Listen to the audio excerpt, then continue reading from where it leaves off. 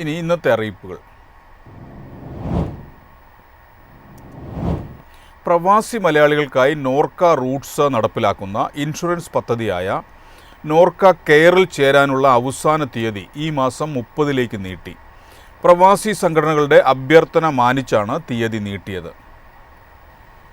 ഒരു കുടുംബത്തിന് 13,411 രൂപ പ്രീമിയത്തിൽ 5 ലക്ഷം രൂപയുടെ ആരോഗ്യ ഇൻഷുറൻസും 10 ലക്ഷം രൂപയുടെ അപകട ഇൻഷുറൻസ് പരിരക്ഷയും ഉറപ്പാക്കുന്നതാണ് നോർക്ക കെയർ.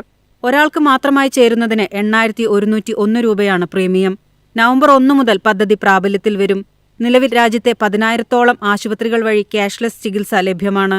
നോർക്ക റൂട്ട്സിന്റെ ഔദ്യോഗിക വെബ്സൈറ്റായ www.norcaroots.kerala.government.in സന്ദർശിച്ചോ നോർക്ക കെയർ മൊബൈൽ ആപ്പുകൾ മുഖേനയോ സാധുവായ നോർക്ക പ്രവാസി ID, student ID, NRK ID കാർഡുകളുള്ള പ്രവാസി മലയാളികൾക്ക് രജിസ്റ്റർ ചെയ്യാം.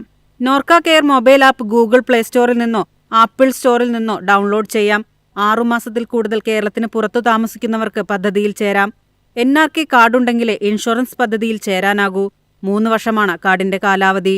News desk MyFin TV.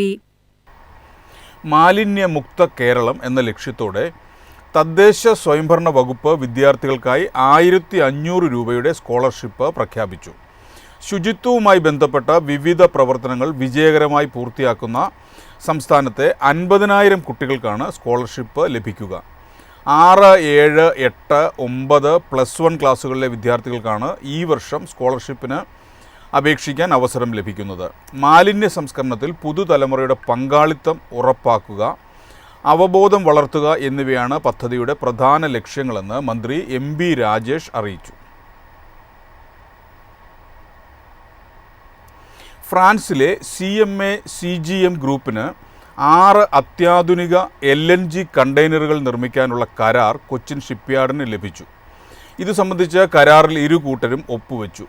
3,000 കോടി രൂപയുടേതാണ് കരാർ. കപ്പലുകളുടെ നിർമ്മാണം പൂർത്തിയാക്കി 2029-2031 കാലയളവിൽ കൈമാറാനാണ് ലക്ഷ്യമിടുന്നത്.